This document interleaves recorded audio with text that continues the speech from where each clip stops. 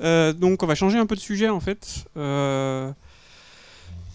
Tous les, tous les dispositifs un peu de Sentinelle des Alpes en fait amassent une quantité assez importante de données. Ces données, on en a parlé un peu ce matin, elles peuvent être utilisées pour la connaissance par les chercheurs, elles peuvent être utilisées aussi pour l'aide à la décision ou pour plein d'autres choses. Mais en tout cas aussi, ces données, elles peuvent être utilisées pour suivre la biodiversité, pour suivre le fonctionnement. Et, euh, et se pose la question de savoir finalement comment on fait remonter ces données si on veut qu'elles soient utilisées finalement au niveau national, au niveau européen, au niveau mondial pour tout ce qui va être évaluation globale de la biodiversité par exemple ou du fonctionnement. Si on pense au rapport du GIEC, si on pense au rapport de l'IPBES ou de la COP21, on a besoin en fait d'indicateurs, on a besoin de variables assez synthétiques en fait qui permettent de regarder, d'exprimer ce qui se passe et comment tout ça change. Donc en fait, il y a une petite dizaine d'années, enfin c'est même pas une dizaine d'années, c'était en 2013, il y a eu un papier un peu qui a commencé à élaborer l'idée qu'il fallait des variables un peu synthétiques, comme il existait dans le climat, des variables essentielles de climat, et qui avaient besoin aussi de variables essentielles de biodiversité, qui soient des variables assez simples et qui puissent remonter finalement de toutes les observations, tous les observatoires, tous les LTER ou tous ces sites-là, qu'elles puissent remonter au niveau national ou international et puissent être utilisées pour les rapports. Et donc la France vient de se saisir à peu près il y a pas très longtemps en fait de ce dossier-là en fait, et il y a une nouvelle infrastructure de recherche qui a été créée il y a pas très longtemps qui s'appelle le Pôle national de données de la biodiversité, qui a pour but de mettre en place un peu pas forcément ce champ disciplinaire, mais cette façon de penser un peu autour des variables essentielles de la biodiversité, de se les approprier aussi, d'en créer une nouvelle, en tout cas de discuter sur ces genres de choses. Et donc Yvan Lebras, qu'on accueille ici, qui vient du muséum, est chargé de projet en fait, de cet IR et d'animer en fait, l'organisation de ce PNDB et puis des variables essentielles de la biodiversité qui sont autour. Donc merci Yvan d'être déjà venu de Paris. Pour un Breton, ça fait loin en plus. Merci Wilfried. Alors je sais pas si on m'entend, il faudrait que je sois assis ou je prends le micro. Bon, je parle fort après, mais c'est pour le. Merci Wilfried pour l'introduction. Alors en fait, je crois que tu as balayé à peu près 25 de mes diapos, donc c'est cool, j'ai pas besoin de trop avancer dans les détails, on va aller très rapidement. Je vais essayer de pas être trop embêtant et l'idée c'est plus d'essayer de vous montrer un peu ce qu'il y a derrière ce concept de DBV, donc d'Essential Biodiversity Variables. D'emblée d'entrée, c'est quelque chose qui n'est pas assez simple et je me suis rendu compte. Moi, je suis assez nouveau aussi dans le monde des EBV. Je ne connaissais pas grand-chose il y a à peu près un an de ça. Et j'ai la chance d'avoir eu quelqu'un pour m'épauler qui s'appelle Jean-Baptiste Mioud. Et donc, j'ai pris une bonne partie des slides parce qu'elles étaient très bien faites pour vous présenter la chose.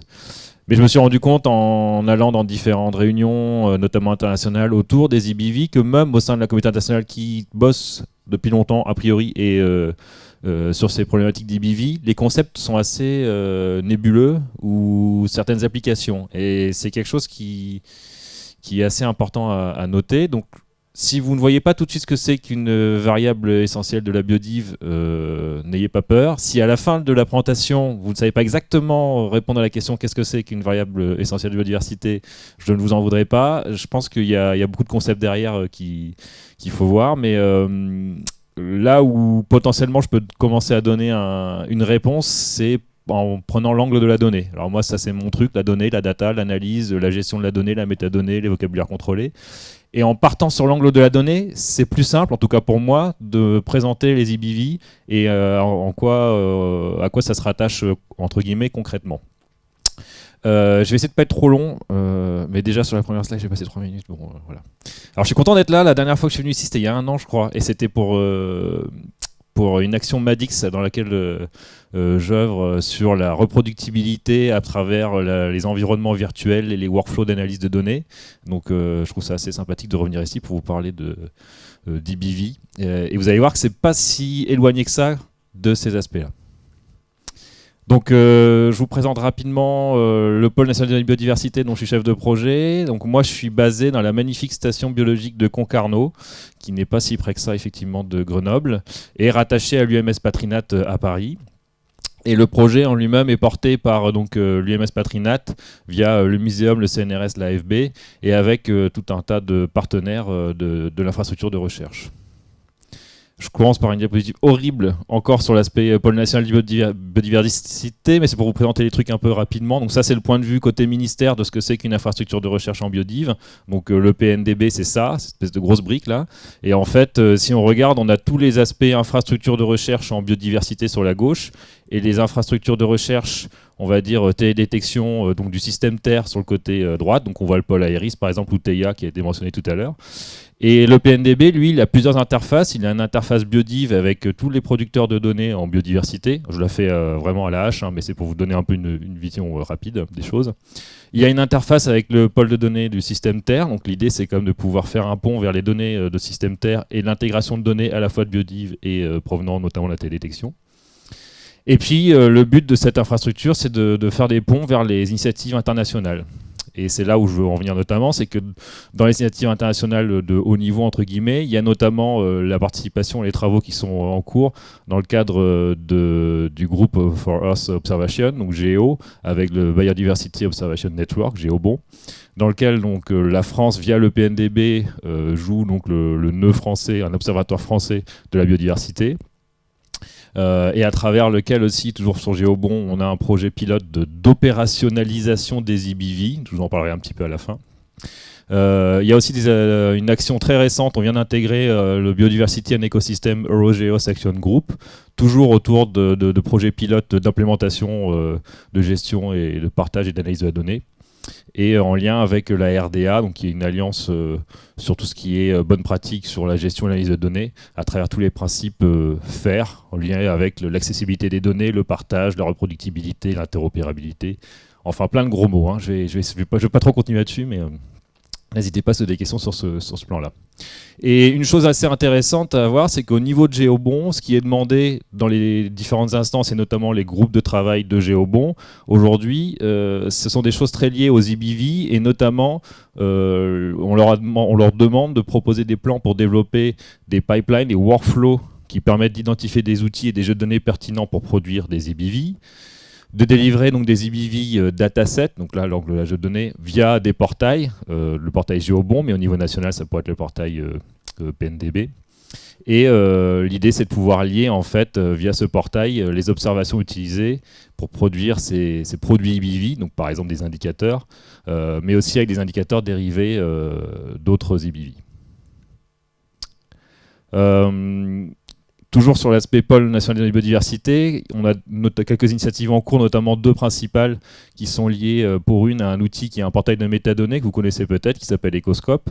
Donc l'information c'est que Ecoscope, enfin le PNDB c'est en fait la suite du projet Ecoscope, et donc il y a un transfert qui se fait de ce portail de métadonnées depuis la FRB vers le muséum, et l'idée c'est que le travail qui a été fait autour de cette plateforme que vous connaissez sans doute ou peut-être,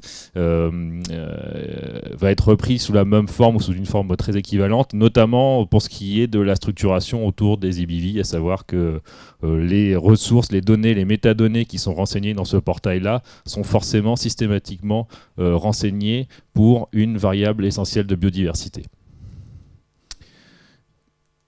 Je passe. Une autre initiative en cours qui est plus liée à l'aspect analytique, workflow et reproductibilité des analyses de données via la plateforme Galaxy. On pourrait en reparler si ça vous intéresse.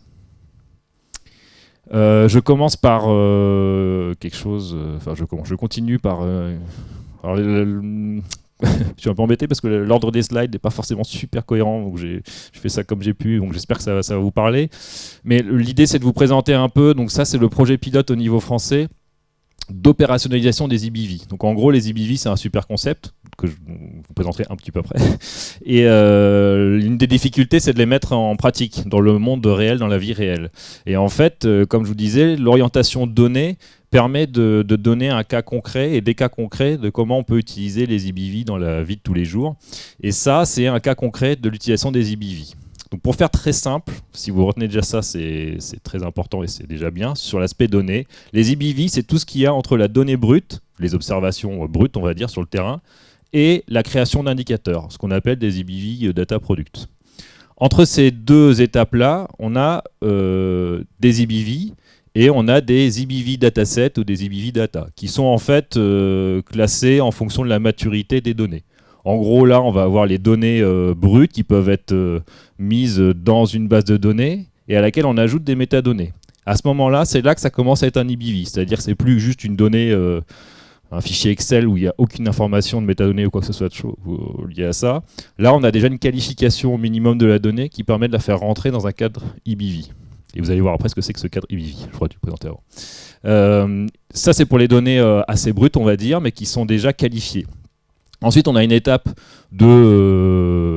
d'intégration de données où on peut aussi aller chercher des données hétérogènes, par exemple des données de biodiv et des données de télédétection. Quand on les couple et qu'on les réunit ensemble au sein d'une nouvelle base de données, par exemple, on arrive à un nouveau niveau de maturité de DBV dataset au sein de ces EBV. Et puis à la fin, on va analyser les données via de la modélisation. On va aussi avant faire du nettoyage et des choses comme ça sur les données pour produire des indicateurs. Parce qu'il y a juste avant la production d'indicateurs, au niveau de l'analyse de données, de la modélisation, ça va être la dernière étape d'EBV, on va dire. Et l'indicateur en lui-même, ça va être le produit, donc le l'EBV Data Product.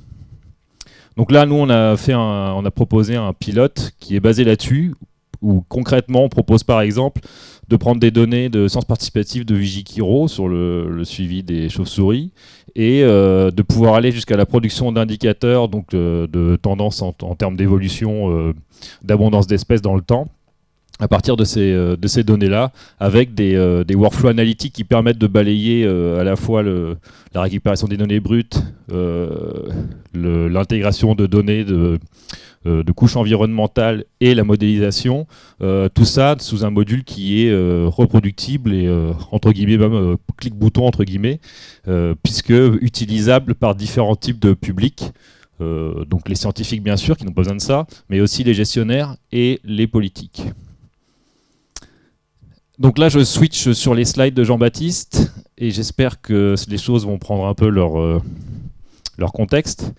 Donc, si on part du haut niveau, donc il y a des engagements internationaux au niveau des IT Targets ou des SDG, de l'IPBES au niveau international. Et au niveau national, on a vu la création de la FRB, de la FB, il y a les stratégies nationales pour la biodive, les sites Natura 2000 et autres. Et derrière ça, en fait, les variables essentielles au sens général, elles sont extrêmement intéressantes parce qu'elles regroupent des concepts fédérateurs qui permettent d'avoir de l'information régulière sur l'état de la dynamique des systèmes, physique, chimique, biologique. Pour l'instant, on est au niveau le plus haut des variables essentielles. Elles ont un rôle déterminant au niveau de la recherche scientifique pour produire des évaluations rigoureuses, c'est-à-dire que c'est basé sur du travail de scientifiques, sur des analyses scientifiques, sur des protocoles scientifiques, et donc en ça, ce qu'on va produire derrière, ça va avoir une reconnaissance scientifique, et c'est essentiel. Et l'idée, c'est que derrière, on a des observations qui sont suivies à large échelle, qui permettent d'atteindre des objectifs de monitoring à large échelle ou spatial et temporel. Donc derrière ça, il y a l'idée de devoir mutualiser l'information, harmoniser les mesures et d'avoir des concepts partagés, des méthodologies communes. Donc, quand je dis ça, je pense que ça parle un peu à tout le monde, un peu dans tous les domaines, on essaye de trouver des façons de travailler ensemble et de se comprendre. Et c'est là où les variables essentielles trouvent leur intérêt. Donc l'idée, c'est que les variables essentielles doivent suffire à refléter l'état ou la dynamique d'un système étudié. Les observations, les mesures doivent être faisables avec des méthodes éprouvées et réalisables à l'échelle mondiale et doivent avoir un coût-bénéfice qui est bien pesé pour pouvoir être appliqué un peu globalement. Donc dans les preuves de concept de l'application des variables essentielles, on peut commencer par les variables essentielles au niveau climatique qui ont été mises en place par le GCOS. Et on y arrive aux EBV ici, donc c'est un peu la vision de ce qu'a fait le GCOS sur les variables climatiques, mais là c'est le GEOBON qui a lancé les variables, les EBV, les variables essentielles de biodiversité. Donc si on représente ça toujours à l'échelle multidomaine, on peut représenter donc les Essential Ocean Variables qui ont un recoupement avec les Essential Variables for Weather et les Essential Biodiversity Variables et les Essential Climate Variables. Et nous voici aux EBV. Donc les EBV, en fait, c'est à gros grain, une sorte de vocabulaire contrôlé, très gros grain. Il n'y a que 22 termes pour l'instant. Vous savez, je commence à donner des détails. Donc vous imaginez une sorte d'ontologie avec seulement 22 termes et qui définissent tout ce qu'il y a autour du monitoring en biodiv. Donc vous voyez tout de suite, je pense, les limites et vous voyez peut-être aussi les intérêts.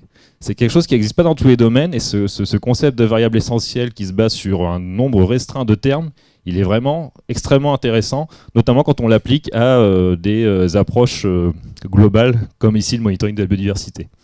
Parce que quand on essaye d'utiliser des ontologies très précises, c'est très compliqué de devoir savoir à quel endroit on se met et réussir à partager la même envie d'utiliser la même ontologie avec d'autres personnes. Quand on n'a que 22 termes, et que ces 22 termes sont en fait classés dans 6 grosses classes, comme vous pouvez le voir ici, c'est relativement simple, et encore, c'est pas toujours aisé, ou en tout cas, parfois on se trouve dans des projets à avoir des données qui peuvent concerner plusieurs classes, mais c'est relativement simple de trouver un consensus et de se mettre dedans, entre guillemets. Donc on a ces 6 classes qui sont le premier niveau, donc Genetic Composition, Species Population, Species Traits, Community Composition, Ecosystem Function and Ecosystem Structure, avec mon accent anglais magnifique. Et l'idée c'est que ça puisse servir pour tout ce qui est décision politique et que c'est vraiment piloté par la théorie. Donc là on revient à ce que je vous disais tout à l'heure un peu, c'est que grossièrement les EBV se placent entre les données brutes, entre les observations de terrain, et la production d'indicateurs. Tout ce qui est entre les deux, ça peut être de l'EBV et ça peut être classé suivant 3 niveaux différents d'EBV dataset ou EBV data en fonction du degré de maturité de nettoyage et d'agrégation des données, des choses comme ça, pour faire très rapide. Ensuite, ce qu'il faut voir, c'est qu'il y a 3 composantes principales au niveau de ces EBV. C'est l'espace, le temps et l'information taxonomique. Donc il y a cette notion d'EBV Data Cube, je ne sais pas si j'en parle après, mais qui s'articule toujours autour de ces 3 composantes essentielles et qui vont toujours être présentes quand on va décrire des EBV. Et donc à la fin, quand je vous dis que ça sert à avoir des EBV Data Product, des indicateurs, on peut avoir donc ce genre de résultat-là où on a un indicateur qui permet de savoir s'il y a une diminution de l'habitat potentiel avec les années. Et ça, c'est à mettre en lien directement avec des informations du type CBD, IC Target, par exemple la 5 qui est la 12 ici. Donc on revient encore sur cet aspect, on part des données pour aller jusqu'à la production d'indicateurs. Donc effectivement ici je mentionne cette histoire d'EBV Data Cube, là où vous voyez un peu mieux cet aspect espace-temps et composants biologiques, effectivement, ne pas penser que espèces. Et le fait que les données brutes peuvent venir de différents dispositifs, dont par exemple les LTER, vous pouvez voir là, ou des grosses bases de données comme le GBIF. Et l'idée c'est qu'après on a du coup cette espèce de workflow de connaissances qui est drivé par la recherche, qui a été fait par les chercheurs et qui permet de pouvoir combiner les mesures de la biodiversité avec des pressions mesurées pour expliquer et comprendre les changements via l'application de la statistique et pouvoir proposer des prévisions par exemple sur les changements de la biodiversité. Alors on a une hétérogénéité des sources et de la complémentarité de données. Donc là il y a un exemple par exemple qui est proposé. Donc il y a des références là, vous pourrez chercher si vous voulez, ou n'hésitez pas à me les demander parce que je ne les ai pas mises à la fin. Si on prend 4 types d'analyse de données, enfin de schéma de production de données, à savoir sur un schéma extensif, intensif, études au champ ou du remote sensing, qui sont caractérisés par une densité particulière au niveau de la couverture spatiale ou un effort par site particulier ou des séries temporelles particulières. On peut réussir à avoir, alors là par exemple, si on se place sur les LTER, on se place sur le schéma intensif. On peut voir que derrière, l'idée c'est de partir de ces schémas, d'arriver à les classer donc, parmi les 6 classes d'EBV, puis de les relier à des variables en tant que telles, donc parmi les 22 variables existantes. Donc ici vous avez les classes par exemple, et ici des variables particulières. C'est l'inverse, pardon, les variables ici et puis les classes ici. Et derrière on peut rattacher ça à des productions d'indicateurs. Et donc ça fait un schéma assez gros grain, mais qui permet assez facilement de voir avec quel type d'IBV on peut produire des indicateurs et à partir de quel type de schéma on peut arriver à produire certains IBV. Alors, sur la complémentarité des IBV, on peut voir par exemple, si on prend les IC targets ici, qu'on a des IBV qui vont permettre de répondre pleinement ou partiellement à certaines cibles. Donc là, par exemple, on voit que dans le Genetic Composition, donc là vous retrouvez les six classes, 1, 2, 3, 4, 5, il n'y en a que 5, bon, il n'y a pas les 6. Sur 5 classes avec des variables de biodiversité comme la diversité allélique. La diversité allélique va pleinement répondre aux IC targets 6 et 7 par exemple, là où le co-ancestry va répondre partiellement, parce qu'en fait il y a une dépendance entre les deux. Et ainsi de suite. Alors ça répond aussi à une volonté d'être compatible avec les approches DPSIR et RPSB. Je passe vite fait là-dessus. Et on voit qu'on peut représenter les informations suivant les pressures, l'évolution des pressions, l'évolution des états, des bénéfices et des réponses dans le temps, et les relier donc avec les IBV produits avant. Donc là, il y a par exemple une initiative en Australie où ils ont pris les IBV, donc les classes d'IBV et les variables d'IBV, et ils ont regardé en quoi ça permettait de répondre à un pourcentage en quoi la variable était intéressante pour répondre à des questions dans le domaine par exemple terrestre, marin, ou de l'eau douce ou tous. Donc on voit que la distribution d'espèces est quelque chose qui revient à 100% comme étant intéressant dans tous les domaines. Quand on passe à de l'abondance de population, par exemple, on voit que là c'est moins intéressant pour tout, notamment en eau douce et des choses comme ça. Donc au niveau international, depuis 2013, comme ça a été mentionné, il y a eu cette mise en place de via Géobond des IBV et puis de groupes de travail autour de ces IBV. Et le bilan montre que il y a, enfin le bilan, ou en tout cas ce qui est remonté aujourd'hui, par la communauté notamment, c'est le fait qu'il n'y ait aucune IBV qui soit validée. Donc on a ce cadre conceptuel de ces 6 classes et de ces 22 IBV, mais aujourd'hui personne n'a validé comme quoi c'était les 22 qui allaient être présentes tout le temps. En même temps, de mon point de vue, c'est pas si gênant que ça, c'est un peu comme une ontologie qui évolue, donc ça veut dire qu'on pourrait très bien se référer au cadre conceptuel actuel de ces 22 termes-là et commencer à travailler avec ça, et c'est tout le but de commencer à travailler à l'opérationnalisation de ces IBV dans l'état actuel des choses. Il y a des biais qui sont montrés vers une minorité de variables, on l'a vu sur la distribution des espèces par exemple, ou sur les occurrences ou les détections, où il y a des biais forcément où plus de variables sont renseignées que d'autres, et des imprécisions parfois sur des processus clés comme sur la compréhension de ce qu'il y a derrière et des scénarios.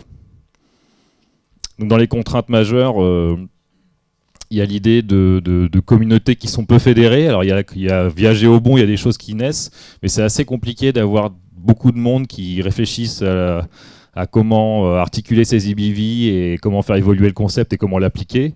Donc là est l'intérêt de pouvoir aussi utiliser des structures nationales ou régionales où on va pouvoir travailler dans le détail. Et les histoires de faisabilité au niveau de l'échelle spatiale, puisque là on est surtout sur des échelles globales et temporelles avec une certaine fréquence. Alors je vous présente là au niveau du Géobond les working groups qui existent.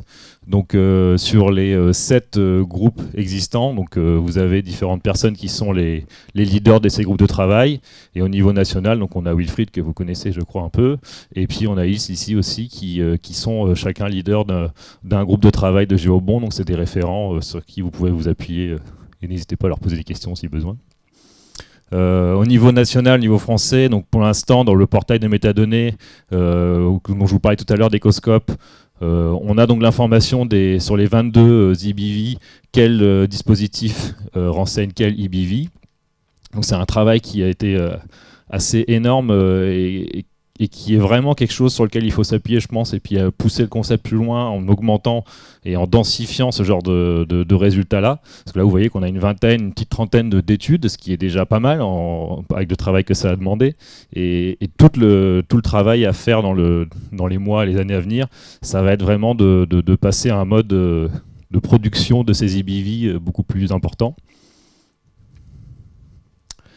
Je reste pas trop traîné. Là, c'est pour vous parler d'Ecoscope et enfin de l'historique entre Ecoscope et le PNDB. Je peux juste vous dire quand même que les missions restent quand même très semblables, à savoir l'idée étant de cette infrastructure de recherche de fournir un accès à des jeux de données, des services et des produits, de favoriser la complémentarité des observations et de contribuer aux initiatives nationales et internationales. Et ces histoires d'IBV, c'est vraiment un concept fédérateur qu'on met au cœur de l'infrastructure, au moins, enfin, ne serait-ce que pour structurer les données et métadonnées comme présenté avant. Il y a eu un workshop l'année dernière dédié aux IBV et à ce pôle national, à la création de ce pôle national de biodiversité qui était porté par donc, la FRB en fin d'année dernière, où notamment il y avait un atelier sur la caractérisation et les métriques de la biodiversité et la déclinaison des IBV. Donc je ne vais pas forcément rentrer dans le détail, mais dans le résumé des perspectives, il y avait l'importance de comparer à travers l'espace, le temps et les taxons, les différents niveaux d'organisation. Donc on voit toute la complexité du vivant qui ressort là, et l'hétérogénéité. L'importance de coordonner les réseaux d'observation également, d'harmoniser les observations et de pouvoir agréger les données. Donc, toujours cet appel à l'interopérabilité, à la standardisation et au renseignement de métadonnées pour coupler les informations. Et de pouvoir comparer les mesures entre et au sein des limites administratives ou institutionnelles, ce qui n'est pas forcément évident. Quand on parle de données, on voit très bien qu'il y a des silos qui sont créés au niveau institutionnel ou des régions ou autres. Il est assez compliqué de pouvoir passer outre. Et donc avancer sur cette idée de la définition de ces variables, de ces IBV et l'évolution du concept des IBV en fonction de la pertinence, de la priorité, de la hiérarchisation. Je continue. C'est encore la même chose. Bon, j'aimerais bien vous laisser un peu de temps pour réagir là-dessus. Je vois que l'heure tourne, donc je ne reste pas trop traîné. Si vous avez des détails sur le PNDB, n'hésitez pas à me redemander après par mail ou autre. Et je reviens peut-être rapidement. Voilà, ça c'est ce que je vous ai expliqué tout à l'heure, mais donc juste pour bien que vous compreniez que l'idée c'est qu'une fois qu'on a de la donnée brute et qu'on la qualifie, ça devient une IBV. Qu'ensuite, dans le workflow de gestion de la donnée et d'analyse de la donnée, à cet endroit-là, l'idée c'est d'agréger les données, mais derrière ça sous-entend quelque chose d'assez important qui est qu'il faut que les données existent.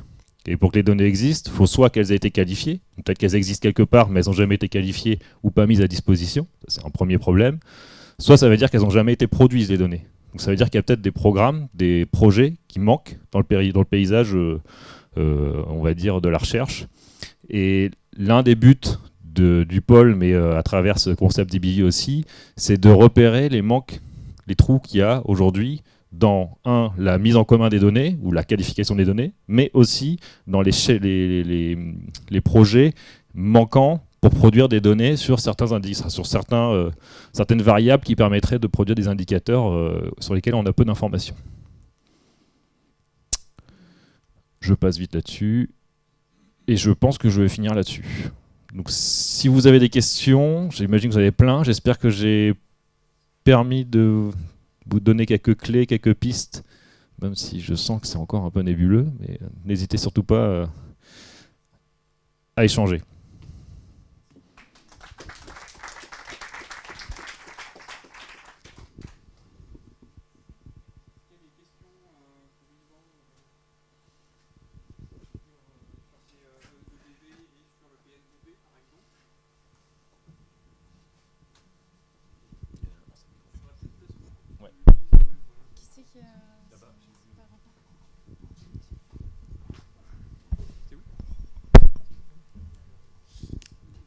Merci, j'avais une question, ou c'est plutôt une remarque en fait générale. Quand tu as présenté, tu as dit ça c'est la vision du ministère. C'est le ministère de la Recherche. Oui. Et plus ça va, mais je me demande comment c'est en biodiff, je connais vraiment pas très bien ce domaine par rapport à d'autres. En fait, jusqu'à quel point ça reste de la recherche, cette question-là? C'est-à-dire qu'au bout d'un moment, la production de données d'ailleurs, elle vient pas que de la recherche. D'après ce que je comprends, il y a tout un tas d'acteurs qui font pas de la recherche et qui produisent beaucoup de données essentielles pour la biodiversité, et c'est aussi le cas pour le climat évidemment. Donc ça c'est un premier point. Jusqu'à quand c'est vraiment au ministère de la Recherche de piloter ça de bout en bout. Et au bout d'un moment, quand j'entends opérationnalisation, quand j'entends ces termes-là, ça me fait penser à tout sauf à de la recherche. Et je pense qu'au bout d'un moment, dans la communauté, il faudra qu'on réfléchisse aussi jusqu'où on va en tant que chercheur pour produire des choses qui appartiennent au monde des services. Et au bout d'un moment, c'est plus vraiment de par c'est plus de rapport à la recherche. connotation service que tu dis ça, quoi, du coup. Service, opérationnel, tout ça, c'est des termes qui appartiennent au monde de tout sauf de la recherche.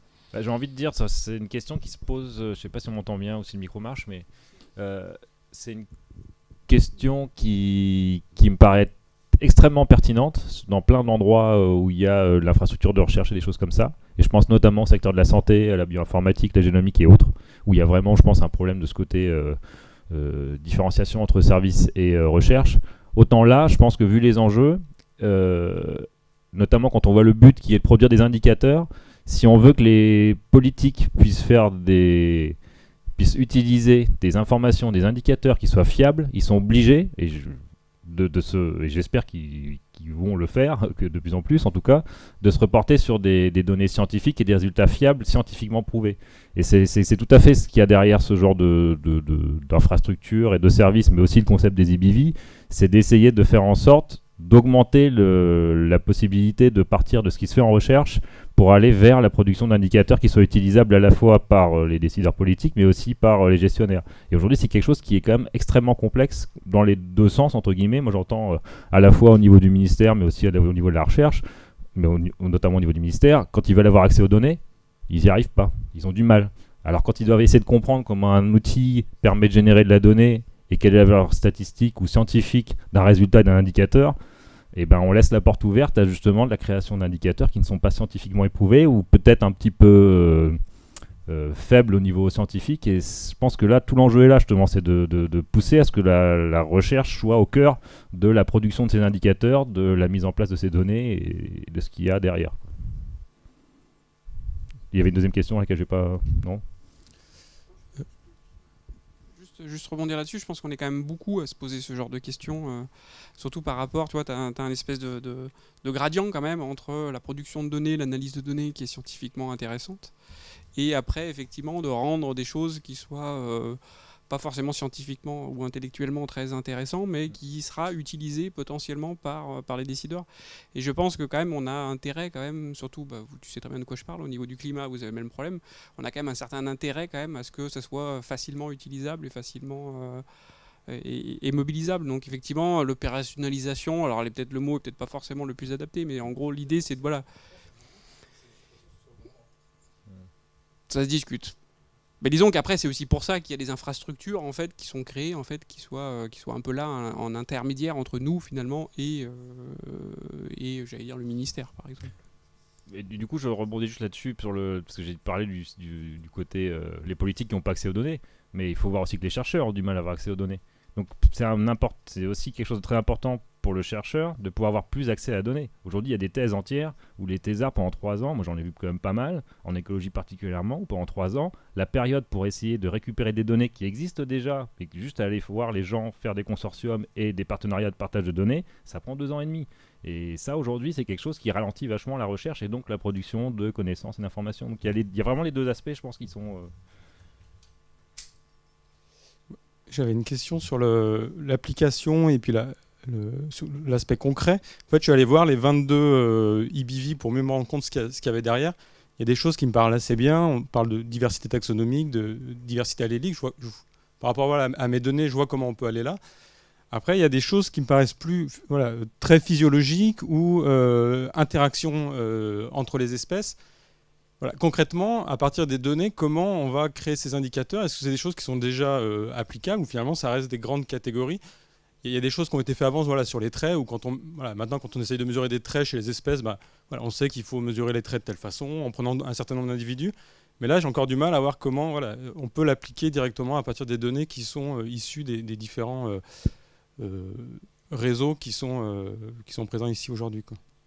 Je pense que tu cernes très bien l'une des problématiques. Enfin, Wilfried n'arrivera pas à me corriger parce que j'ai vraiment un manque de prise de vue là-dessus, mais aujourd'hui on peut assez facilement, enfin en tout cas on peut faire la démarche de faire rentrer entre guillemets et de taguer ces données avec une des classes d'EBV ou plusieurs classes d'EBV. Mais ça demande un temps non négligeable aux chercheurs et un accompagnement. En tout cas, on voit que pour ce qui a été fait sur le portail Ecoscope pour une trentaine de projets, donc pendant peut-être 2 ou 3 ans, 30 projets, avec une personne dédiée quasiment à ça, on voit que c'est pas évident. Enfin, je caricature à mort, mais il y a un boulot qui est énorme. Mais en même temps, c'est un travail qui est un peu du même genre que quand un chercheur, on lui demande de mettre des métadonnées sur ces données.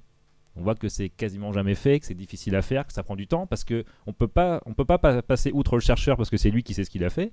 Et en même temps, le chercheur, il a peu de temps et aussi des fois des difficultés à utiliser des outils. Si on lui demande d'utiliser un vocabulaire contrôlé, une ontologie, enfin voilà, tout de suite, on est sur des choses qui sont compliquées. Donc il y a tout ça qui se réunit et je pense que c'est la même problématique, sauf qu'ici, peut-être, en tout cas c'est un peu mon espoir, c'est un peu plus simple. Il y a entre guillemets que 22 termes et derrière il y a des guides effectivement, donc à travers Géobon, à travers les groupes de travail et à travers ce qui a déjà été fait. Et c'est pour ça que c'est important d'augmenter le nombre de personnes à se creuser la tête là-dessus, parce que ça fait des référentiels sur lesquels on peut se reposer pour savoir ce qui a déjà été fait et comment on peut les articuler. Je valide. Non, mais ce qu'il faut voir en fait, c'est qu'en 2013, en fait, ça a été jeté un peu comme un pavé dans la mare en fait par Pereira en disant voilà, faut arrêter de mesurer tout plein de trucs dans tous les sens. Enfin, pas forcément qu'il faut arrêter, mais en tout cas, faut rendre possible le fait qu'on puisse avoir juste quelques variables synthétiques, quoi. Donc ça, c'est assez facile à dire sur le papier, sachant qu'en plus, c'est des gens qui ont créé ce genre le premier papier ont pensé oiseaux, quoi. Parce qu'ils travaillaient sur les oiseaux. Donc on le voit très bien en plus sur les variables qui sont sorties, sur les 22, elles sont très centrées faune. Et en fait, c'est pour ça aussi que les gens ont eu du mal à s'approprier ce genre de choses. Et c'est pour ça que depuis quelques années, en fait, il y a ces groupes de travail en fait, qui ont été créés pour mieux réfléchir en fait, à, d'une part, en fait, est-ce que ce sont les bonnes ? Et deuxièmement aussi, est-ce qu'il n'y en a pas d'autres qu'il faudrait réfléchir à créer ? Et enfin, le troisième, c'est aussi comment on le fait, quoi. C'est-à-dire effectivement d'avoir un workflow, un pipeline où on explique aux gens en fait, voilà, ce qui serait bien peut-être potentiellement en fait que vous pensiez, voilà, le type de variable qu'il faudrait pouvoir mesurer et comment il faudrait le faire, quoi. Et il faut que ça soit un peu dans les deux sens, parce qu'effectivement, tu veux te dire, tiens, moi j'ai un observatoire, ça fait 30 ans que je le fais. Bon, c'est difficile des fois de recaler la manière dont tu observes. Mais tu peux penser que maintenant, les ILTER ou les choses comme ça, en fait, puissent penser dès à présent, quand elles créent un nouvel observatoire, quand elles créent une nouvelle observation, qu'elles pensent à est-ce que je vais pouvoir en fait facilement l'adapter à un EBV et que ça commence.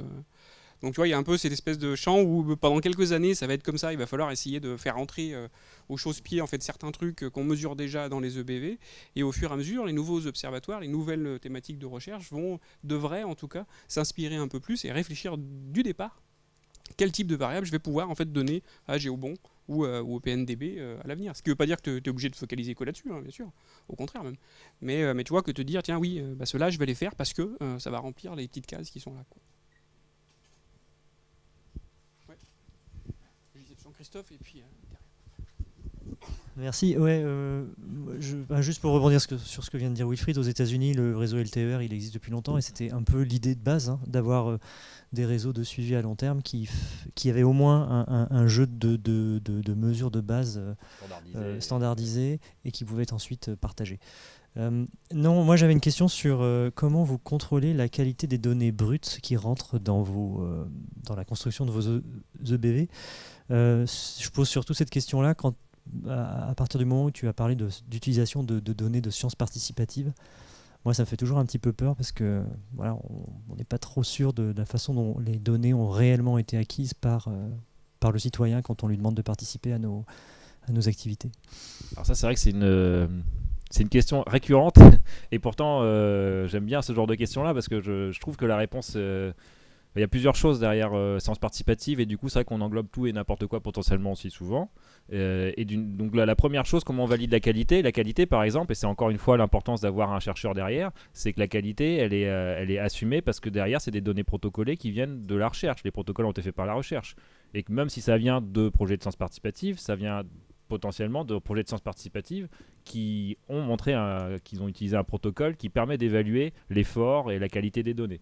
Si on n'a pas cela, alors je ne sais pas à quel point des données avec une mauvaise qualité pourraient être rentrées dans un système de DBV et arriver à produire des indicateurs qui soient entre guillemets foireux, Mais vu comment c'est aujourd'hui dans la production des indicateurs, en tout cas dans ce qui est chapeauté dans la communauté scientifique, je pense que justement en partant avec des projets et avec une animation qui peut accompagner l'infrastructure comme c'est fait aujourd'hui dans l'infrastructure du pôle national, l'idée c'est de se reposer sur les scientifiques. Donc c'est les scientifiques aujourd'hui qui travaillent, qui réfléchissent à comment on définit les variables, et si les données doivent arriver dedans, ce sera forcément des projets portés par les scientifiques, ou en tout cas avec une validation des scientifiques. C'est-à-dire que moi, si des données, je peux penser aussi à des données externes qui pourraient être prises, des données par exemple du GBIF qui est souvent critiqué pour des qualités ou des choses comme ça qui peut.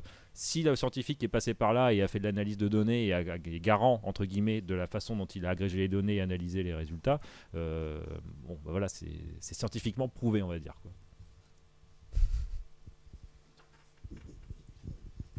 Moi, j'aimerais avoir votre avis sur. Je vois bien l'intérêt évident de dire j'ai des données, elles peuvent toucher telle case en ce qui concerne ces variables. Je vois l'intérêt du langage commun. Je trouve ce qui fait un peu peur, par contre, en revanche, c'est justement cette histoire d'indicateur. Moi, j'ai l'impression que ensuite, sur la pertinence d'un indicateur, ça peut pas être automatisé, quoi. C'est le sentiment que j'ai, au-delà de choses très évidentes, comme les latitudes max et min d'observation de telle espèce, ou des choses comme ça. Je me dis, attention, là, si tu automatises quoi que ce soit sur les indicateurs, tu vas faire un tas de conneries. C'est un peu mon feeling. Alors, j'aimerais avoir votre avis là-dessus, en fait. Alors, il y a plein de choses à dire là-dessus, parce que ça concerne différents domaines complètement différents. Il y en a un qui est lié à la production d'indicateurs en tant que tel. Je pense que, alors, je ne suis pas du tout spécialisé indicateurs, mais aujourd'hui, dans les indicateurs existants, je sais qu'il y a une critique de certains, voire de beaucoup d'indicateurs.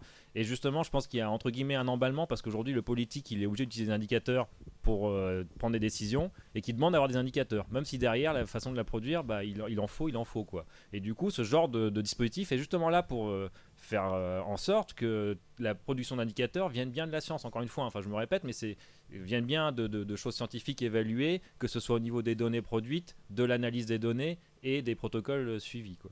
Après, sur le... Alors c'était quoi déjà sur l'aspect... J'avais une autre idée, mais j'ai oublié. Pardon ? Non, j'ai zappé, on pourra en reparler, mais ça soulève d'autres questions à la fois d'ordre technique et culturel qui sont pas négligeables. Mais, on va en discuter après. Moi, j'ai une petite remarque qui rejoint un petit peu ce que disait Samuel.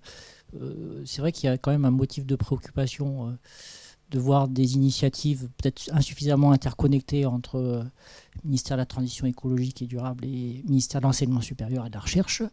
Ça, c'est quand même un point qui revient très souvent dans nos discussions, et peut-être que là, on a encore une illustration d'insuffisance, je dirais, de lien entre les initiatives prises.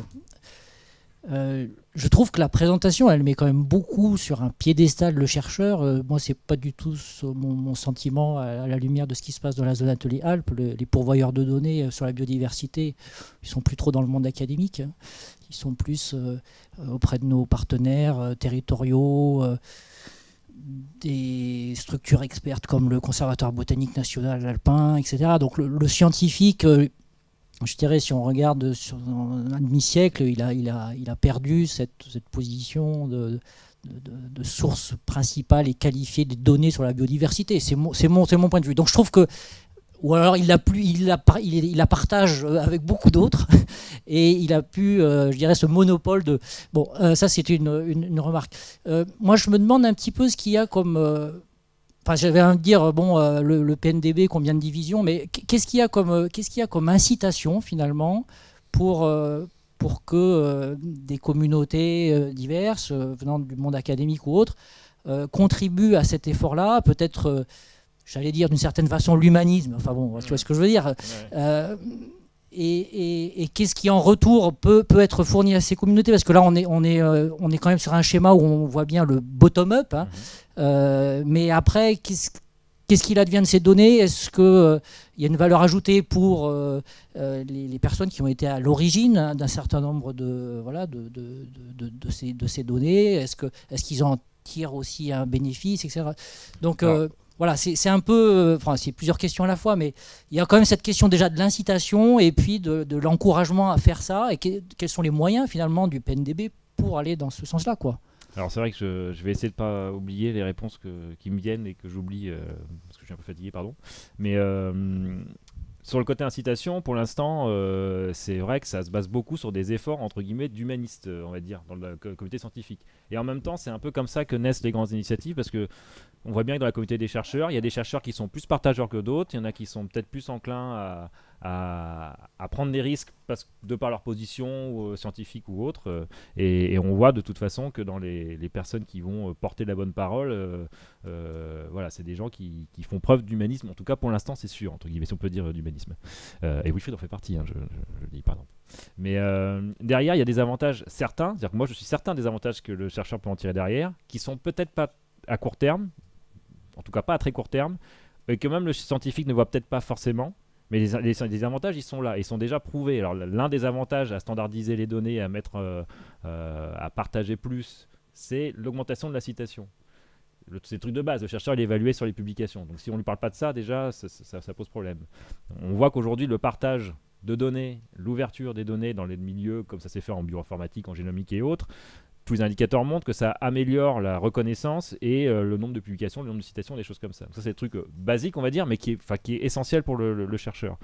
Au-delà de ça, moi, je vois aujourd'hui, dans tous les projets d'infrastructure internationaux notamment, et européens, des choses qui se passent et qui sont très problématiques. À savoir qu'aujourd'hui, les approches top-down, complément top-down d'infrastructure, justement, en gros, dans ce que j'ai vu au niveau européen, au niveau biodiv, la plupart du temps, ça se passe on met des chercheurs avec, par exemple, des entreprises privées ou autres, parce que c'est comme ça qu'on doit faire maintenant pour les projets européens.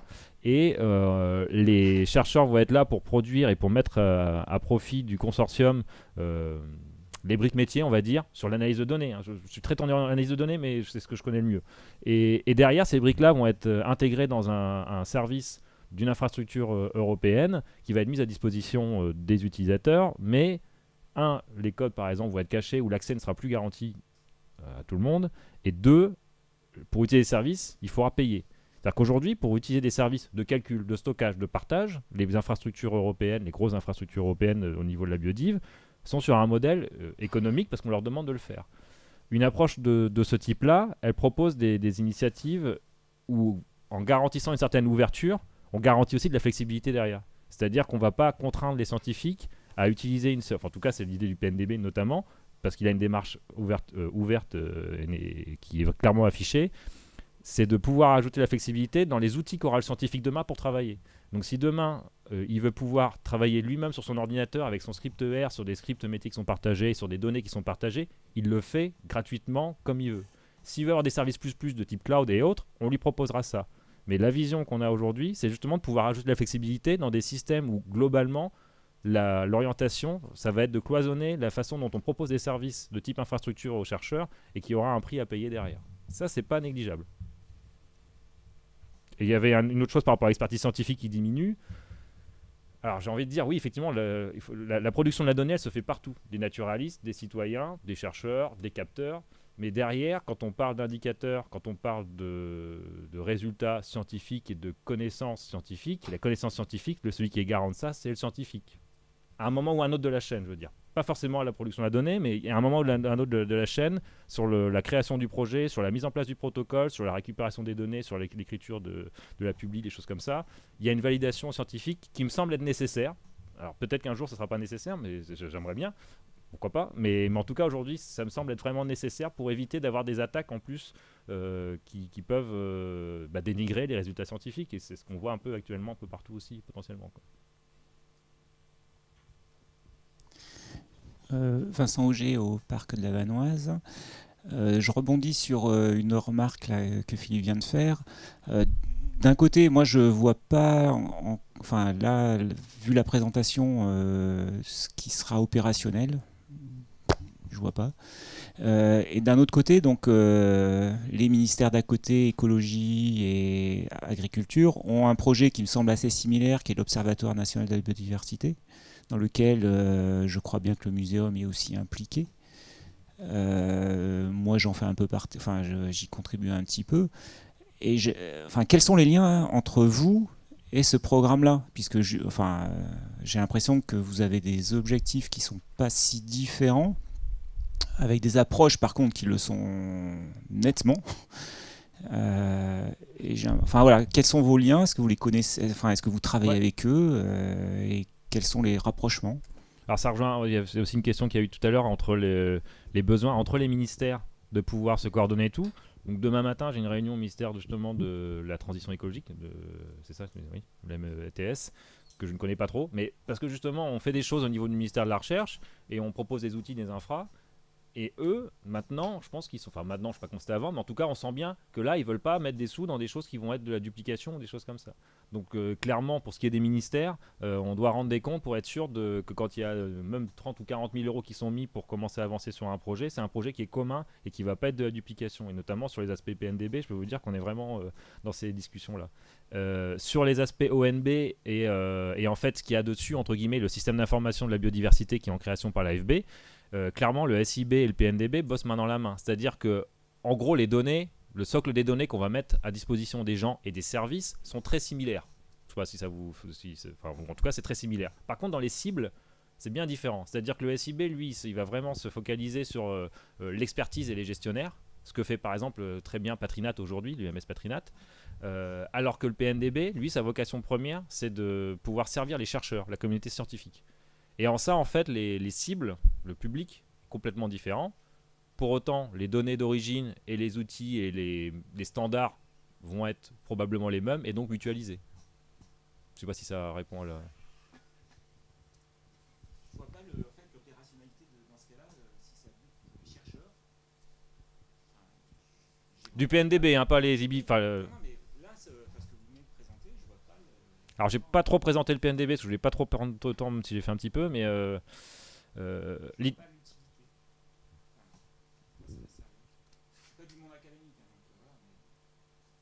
Bah, si aujourd'hui un chercheur en biodiv veut essayer de récupérer des données de biodiversité qui sont liées à une espèce par exemple, ou des données de satellites de particulières, c'est assez complexe parce qu'il y a des milliers de guichets, pour faire très simple et en gros, quoi.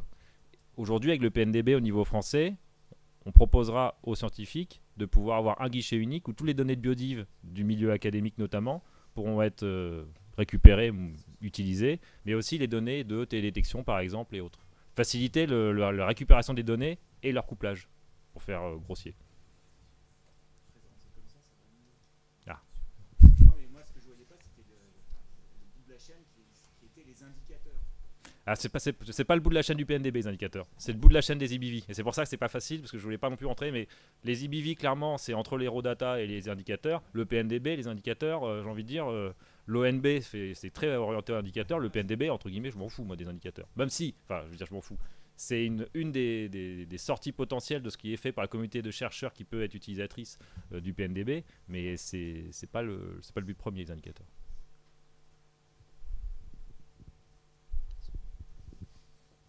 Ça va être de la publication scientifique, des choses comme ça, je veux dire. Oui, je voulais juste mentionner que dans les variables climatiques essentielles, il y a tout un volet écosystème aussi, dont je ne connais pas le détail. Il y a une partie, je crois, c'est des variables physiques des écosystèmes. Et à ma connaissance, contrairement aux variables physiques du climat, ce n'est pas encore implémenté, mais je pense qu'une structure comme la zone Atelialp devrait s'intéresser à ces variables-là aussi. Tu veux répondre ? Non, mais par rapport au climat, peut-être qu'il y a une remarque qu'on peut faire qui est générale, qui va au-delà de la présentation qui vient d'être faite. C'est qu'effectivement, on se débat encore, nous, dans les ontologies, parce qu'elle n'est pas calée. Quand on voit ça, on se dit tout de suite, derrière chaque boîte, il y a un monde, voire un univers, un régime de perturbation. Et il y a des gens, pendant 40 ans, ils vont travailler là-dessus. Ils arriveront peut-être difficilement à trouver ce qu'on peut mettre précisément derrière ça. Donc, pour moi, ce ne sont pas des variables, ça. C'est des univers de connaissances et de recherche derrière chaque boîte. Donc après, il y a effectivement un travail. Donc cette ontologie, elle doit être affinée.